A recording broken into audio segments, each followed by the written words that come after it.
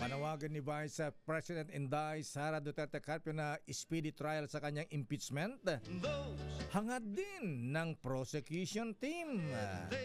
Aris number 12, Milky Regunan, please come in. Manang Milky. Nakayateya hangad ng House Prosecution Panel na maging mabilis ang impeachment trial laban kay Vice President Sara Duterte at patas na maipresenta lahat ng mga ebidensya. Sagot ito ni House Prosecutor Teddy Ridon sa interview ni VP Sara sa Zamboanga na dapat maging mabilis ang proseso. Ang kay Ridon, sertikapin ng House Prosecution Team na maisalang lahat ng mga ebidensya, maging mga testigo sa pinakamaaga at mabilis na panahon. Sabi ni Ridon, sa pamagitan nito makapagsasalang na rin ang depensa ng kanilang mga testigo at ebidensya at mapagpapasahan na ng Senate Impeachment Court.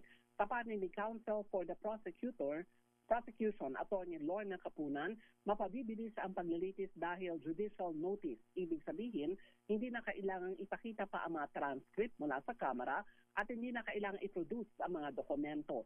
Pero sa panig naman na Akbayan Party List, kung nais daw ng Vice Presidente ang speedy trial, edi humarap siya sa kanyang impeachment trial.